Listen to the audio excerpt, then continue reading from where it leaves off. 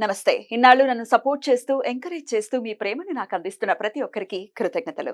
అలాగే ఈ వీడియో కూడా ఖచ్చితంగా మీకు ఉపయోగపడుతుంది. లైక్, షేర్ అండ్ సబ్స్క్రైబ్ చేసి మీ సపోర్ట్‌ని నాకు అందించండి. అలాగే ఈ వీడియో పట్ల మీకున్న అభిప్రాయాన్ని కామెంట్ సెక్షన్‌లో కామెంట్ చేసి తెలియజేయండి. ఇప్పుడు వీడియోని చూద్దాం. నమస్తే. Welcome to our channel. నేను పద్మిని. ప్రస్తుతంతో పాటు ప్రముఖ ఆధ్యాత్మికవేత్త, ప్రముఖ న్యూమరాలజిస్ట్ లక్ష్మీ నరసింహస్వామి ఉపాసకురాలు శ్రీమతి స్రవంతి గారు ఉన్నారు. మాట్లాడదాం. నమస్తే అక్క.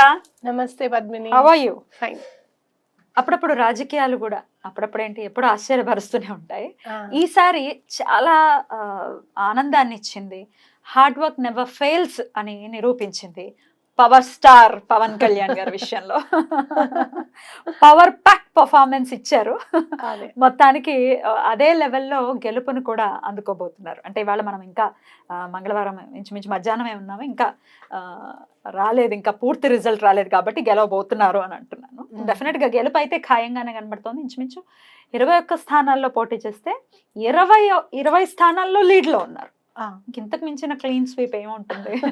లాస్ట్ ఎలక్షన్స్ కి ఈ ఎలక్షన్స్ చూసుకుంటే అసలు తనకే డిపాజిట్లు రానటువంటి సందర్భం నుంచి ఒక గేమ్ చేంజర్ గా మారినటువంటి పరిస్థితి ఖచ్చితంగా తెచ్చుకున్నారు. దీని వెనకాల ఎంతో కృషి ఉంది, డెఫినెట్ గా హార్డ్ వర్క్ ఉంది. అందుకే అంటున్నాను హార్డ్ వర్క్ నెవర్ ఫెయిల్స్ అని చెప్పి.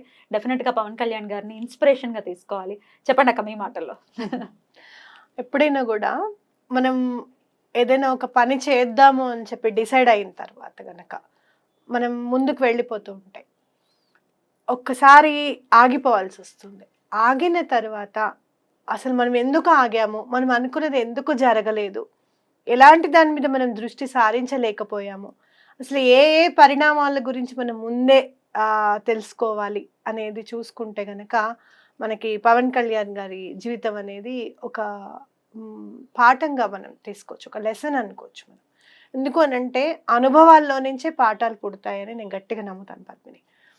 ఫస్ట్ టైం ఓడిపోయినప్పుడు జనంలోకి రావాలి, జనానికి తన గళం వినిపించాలి.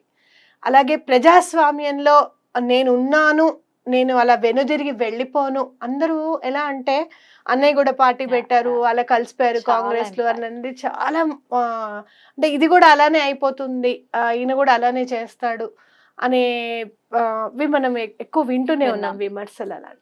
అలా కాదు అనేది జనగళానికి వినిపించాలి. నేను ఉన్నాను, నేను నాయకుడిగానే ఉంటాను అనేది ఆ మనసుల్లో ఉండాలి, ముద్ర వేసేయాలి మనుషులలో, ప్రజలకి నమ్మకం కలిగించాలి.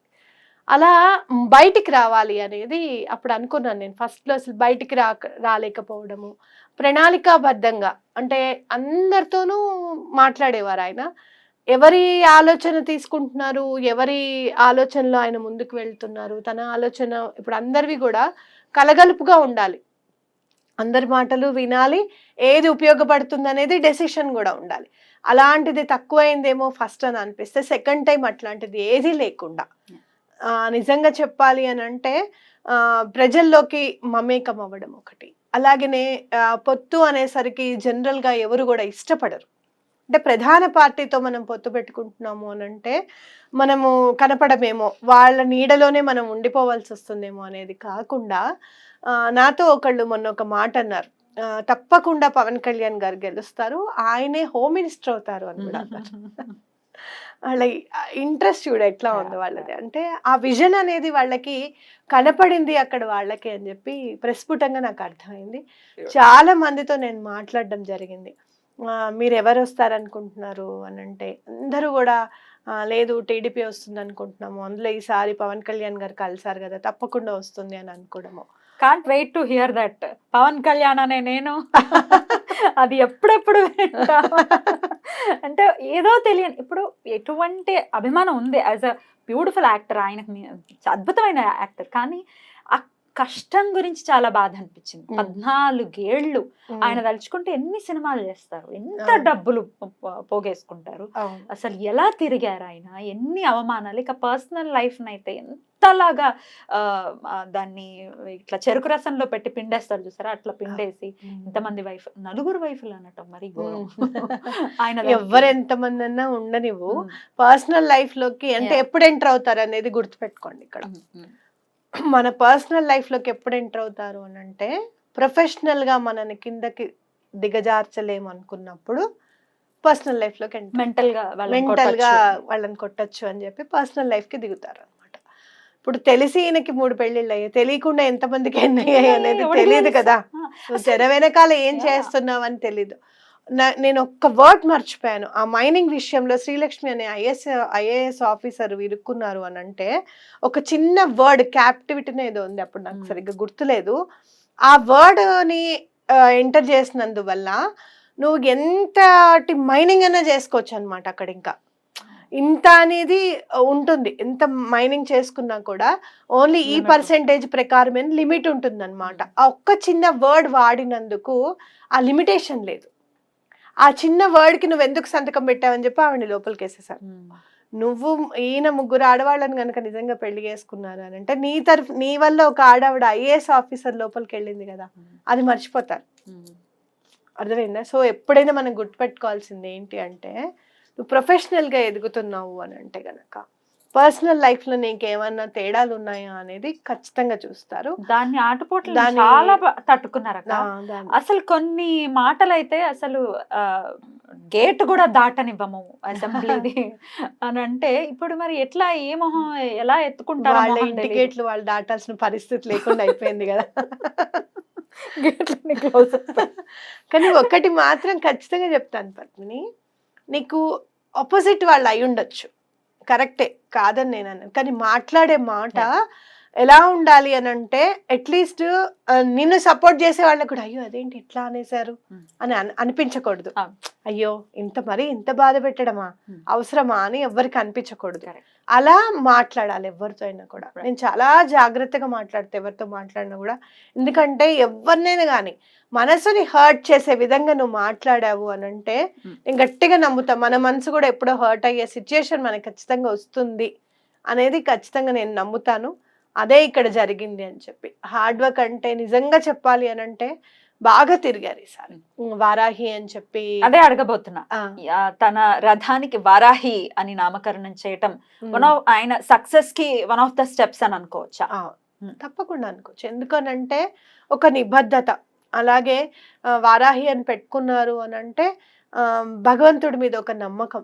మీరు అనుకోవచ్చు భగవంతుడు అని అంటే ఈ మతానికి సంబంధించిందేనా అని కాదు, మనకుంది మతం కానీ భగవంతుడికి లేదు. అర్థమైందా? సనాతన సాంప్రదాయం అయితే మీరు ఎవరినైనా నమ్మండి, ఏమైనా చేయండి, ఎట్ ద లాస్ట్ మీ నమ్మకం ఇంపార్టెంట్ అని చెప్తుంది, అనే కాదు. అలా వారాహి అని పెట్టుకున్నారు అని అంటే నాకు ఏమనిపిస్తుంది అని అంటే, ఎటువంటి దండన అనేది చాలా ఇంపార్టెంట్. అక్కడ చాలా మితిమీరిపోయింది అన్యాయం అనేది ప్రతి ఒక్కళ్ళు చెప్తారు నాకు.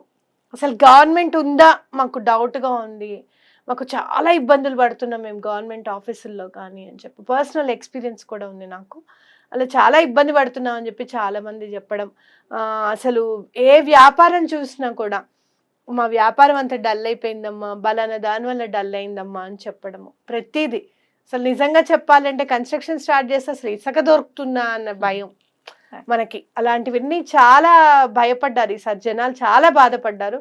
అలాంటి బాధలోంచి నిజంగా ప్రజాస్వామ్యం గనక ఏపీ రిజల్ట్సే కాదు పద్మిని, ఏపీ ఓటింగ్ పర్సంటేజ్ కూడా పెరిగింది, గణనీయంగా పెరిగింది. ప్రజాస్వామ్యానికి కనుక గొంతు అనేది మన చూపుడు వేలైతే ఎలా పనిచేస్తుంది అనేది పర్సంటేజే చెప్పింది. ఇక్కడంతా ఖాళీగా ఉంది, చాలా మంది వెళ్ళిపోయారు అక్కడికి. ఓటర్లు ఉన్న వాళ్ళు సెటిలర్స్ చాలా మంది అక్కడ మార్చుకోకుండా, ఓటు హక్కు మార్చుకోకుండా అక్కడికి వెళ్ళి ఓటేసిన వాళ్ళు చాలా మంది ఉన్నారనమాట. నిజంగా 11 o'clock 12 o'clock కూడా లైన్లలో నుంచొని వేశారు. ట్రైన్స్ అన్ని ఆగిపోతే వాళ్ళు చాలా బాధపడ్డారు. మేము వచ్చేదే ఓటు వేయటానికి, మేము ఇప్పటికే ఇంత లేట్ అయిపోయిందని చాలా బాధపడ్డారు. కానీ అర్ధరాత్రి అయినా కూడా ఓట్లేసి మరీ వెళ్ళారు. అద్భుతం. అసలు ఇది చారిత్రాత్మకమైనటువంటి విషయంగా ఖచ్చితంగా కన్సిడర్ చేయొచ్చు. అంటే in the terms of percentage అనుకోవచ్చు. పర్సంటేజ్ పరంగా అయితే నేను చెప్తున్నాను కదా, ప్రజాస్వామ్యానికి గనక చూపుడు వేలే గనక ఆయుధం అయితే గనక ఇలా ఉంటుంది. మాట మౌనం ఇవన్నీ వదిలేసాయి, ఇంకా ఆయుధమే చూపుడు వేలు అనేది ఇది ఖచ్చితంగా మనకి పర్సంటేజ్ అనేది మనకు తెలుస్తుంది. ఇట్లా పవన్ కళ్యాణ్ గారిని ఖచ్చితంగా ఇన్స్పిరేషన్ గా తీసుకొని ఇట్లా మేము చాలా ఏళ్ల నుంచి హార్డ్ వర్క్ చేస్తున్నాం, బట్ దెన్ మాకు సక్సెస్ రావట్లేదు అనుకునే వాళ్ళకి మీరు ఇచ్చే సజెషన్? మీకు చెప్తాను, నేను 2016లో న్యూమరాలజీ ఎంటర్ అయ్యాను. దేర్ ఆర్ సమ్ ఇన్సిడెంట్స్, అంటే నేను ఓన్లీ 100 రూపీస్కి వర్క్ చేసిన రోజులు కూడా ఉన్నాయి. చాలామంది నన్ను అనేవారు, ఎందుకు అంత డౌన్ఫాల్, అంత తక్కువ తీసుకొని ఎందుకు చేస్తావు నువ్వు, వాళ్ళు అడిగితే సరే మీరు మేము ఇక్కడ ఉన్నామండి, బలానా చోట్ల నేను ఉన్నాను, మీరేమన్నా ఇటువైపు నుంచి వెళ్తున్నారా అని అంటే, నేను ఒక్కొక్కసారి అటువైపు నుంచే వెళ్తున్నాను అనుకో, రండి కూర్చుని మాట్లాడుకుందాము, మేము ఈ ప్రాజెక్ట్ లాంచ్ చేయాలనుకుంటున్నాము అని అంటే మా చెల్లెలు అనేదన్నమాట, అక్క నువ్వు న్యూమరాలజీ చూస్తున్నావు అంటే నీ దగ్గరికి రావాలి కదా, వాళ్ళు ఎక్కడంటే నువ్వు వెళ్తున్నావు అని అంటే, లేదమ్మా వాళ్ళు పెద్దవాళ్ళు, వాళ్ళు బిజినెస్ స్టార్ట్ చేస్తున్నారు, మన హెల్ప్ కావాలని కోరుకోవడమే చాలా ఎక్కువ, సో మనం వెళ్దాము అని చెప్పి నేను వెళ్ళి వాళ్ళకి గైడ్ చేయడము, వాళ్ళంతా మంచి మంచి పొజిషన్స్లో ఉండడము. అలానే నన్ను మర్చిపోలేదు, నేను వాళ్ళని మర్చిపోలేదు. అంటే ఏంటంటే మన స్టెప్పింగ్ స్టోన్ ఎప్పుడైతే ఉంటుందో అక్కడ మనము ఎక్కడైనా కానీ మనం వెళ్ళి మన సర్వీసెస్ ఇవ్వగలుగుతామా అనే దాని మీద కొంచెం దృష్టి పెట్టి, దాని మీద కొంచెం కష్టపడితే గనక తర్వాత రోజులన్నీ మీవే. కాకపోతే మర్చిపోయిన రోజు కానివ్వు, కష్టపడిన రోజు కానివ్వు, మనం మర్చిపోకూడదు. రైట్. సో ఎప్పుడు కూడా అడుగుతున్నా, చెప్పండి. ఎప్పుడు కూడా మనం కష్టపడడం మాత్రమే మనది డ్యూటీ. ఇంకా మిగతా ఫ్రూట్స్ అనేవి భగవంతుడు ఇస్తాడు అని గనక మనం నమ్మితే ఎటువంటి పరిస్థితుల్లోనూ ఒడి నింపుతాడు ఆయన. అయితే ఏదైనా స్విచ్ వర్డ్ హెల్ప్ తో ఈ హార్డ్ వర్క్ కి రిజల్ట్ వచ్చేది కొంచెం ఫాస్ట్ ఇప్పుడు చెప్పటం అంటే దాన్ని అనుభవించే వాళ్ళకి మనస్కరించకపోవచ్చు, నేను పడలేకపోతున్నాను అని అనిపిస్తూ ఉంటుంది. అవుట్ ఆఫ్ ఇన్నోసెన్స్ అనుకోవచ్చు. ఏదైనా స్విచ్ వర్డ్ హెల్ప్? డెఫినెట్ గా 2 స్విచ్ వర్డ్స్ ఉన్నాయి. పర్సనల్ ఒకటి చాలా బాగా పనిచేస్తుంది. ఎందుకంటే మీరు ఎక్కడికన్నా వెళ్తున్నారు, వాళ్ళు మీ టాలెంట్ని గుర్తించట్లేదు, చాలా బాధ అనిపిస్తుంది. అసలు ఎందుకు తీసుకొచ్చా ఈవిడ్ని అని అన్నారు ఒక ఆయన నన్ను. చాలా పెద్ద పొజిషన్ ఆయనది. మా వారికి చాలా ఇబ్బంది ఉంది శ్రవంతి గారు, మీరు రావాలి ఎటువంటి పరిస్థితులు అని చెప్పి నన్ను ఆవిడ తీసుకువెళ్ళారు. ఆవిడ కారులోనే తీసుకొని వెళ్ళారు. ఆవిడకి ప్రాబ్లం సాల్వ్ అయింది కాబట్టి నన్ను నమ్మకంగా తీసుకొని వెళ్ళారు. కళ్ళమని నీళ్ళు ఇలా ఒక్కసారి తిరిగిపోయాయి. నాకు బాధ అనిపించింది చాలా. But still it's okay, no problem, ఏమైనా కానివ్వు, తర్వాత పర్వాలేదులే అని అనుకున్న ఆవిడ కూడా నాకు సారీ చెప్పడం, ఇవన్నీ నేను చూశాను. బాధ అనిపిస్తుంది. అయితే మన వర్క్ని రిసీవ్ చేసుకోవడం లేదనో, లేకపోతే మన టాలెంట్ని గుర్తించట్లేదనో మీకు ఖచ్చితంగా అనిపిస్తుంది. అప్పుడు పర్సనల్ అనేది బాగా యూజ్ అవుతుంది. మీకు ఆపర్చునిటీనే రావట్లేదు మీ టాలెంట్ని చూపించడానికి అన్నప్పుడు రెయిన్బో యూజ్ అవుతుంది.